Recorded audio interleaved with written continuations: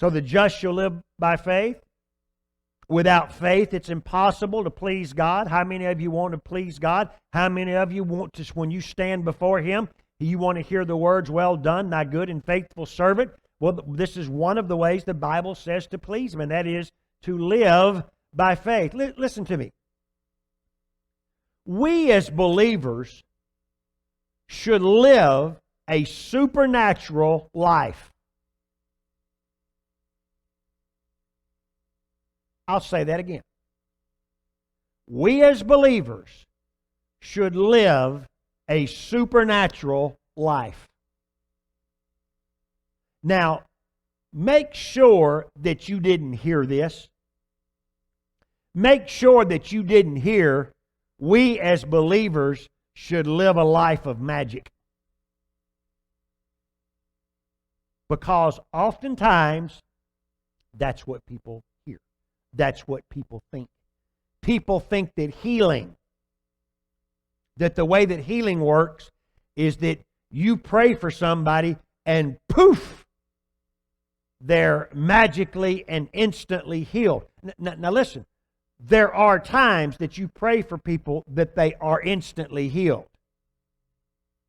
I have found over the years that's typically the exception. And if you will look in the New Testament, you will find that by far the number of people that Jesus, there's 19 of them. Most of the time it was a process. It didn't happen instantly.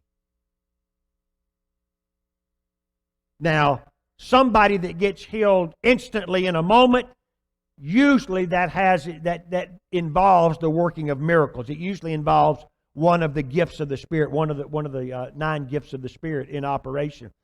And by the way, my goodness, let's see. I feel like I'm twirling about 12 plates up here. Do you realize that the 9 gifts of the Spirit over in 1 Corinthians chapter 12, that those gifts are primarily for non-believers? Those gifts are primarily to be used as signs to non-believers. Read it. You read it yourself. A believer doesn't mean that a believer can't be affected by them. Doesn't mean that a believer can't have them operating in their life, certainly.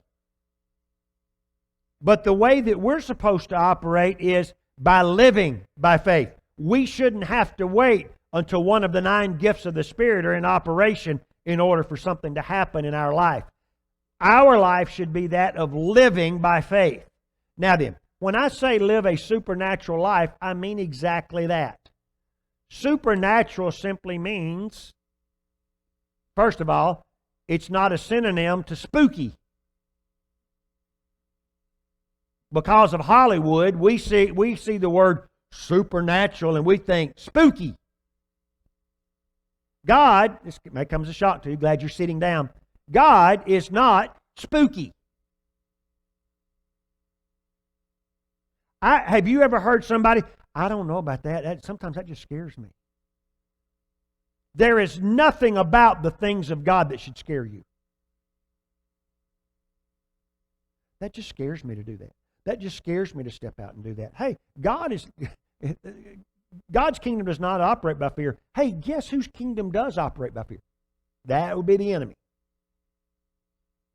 So, supernatural doesn't mean spooky.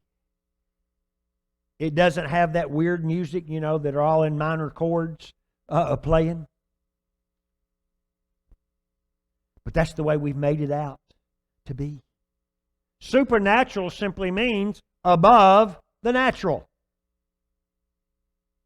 Our life is... Listen, if you're applying the faith of God in your life on a consistent basis, shouldn't your life be above the natural? Shouldn't things happen to you above the natural? Shouldn't things happen to you above the people that are around you? Yes. You ought to have people noticing, I don't know what happens, but it doesn't matter what comes your way. You always pop out on the other side smelling like a rose. Supernatural. How come it seems like your family doesn't ever get sick? Supernatural. That's the way we're supposed to live. That's the way that things are supposed to be for us. It should be normal. Supernatural to a believer should be the norm.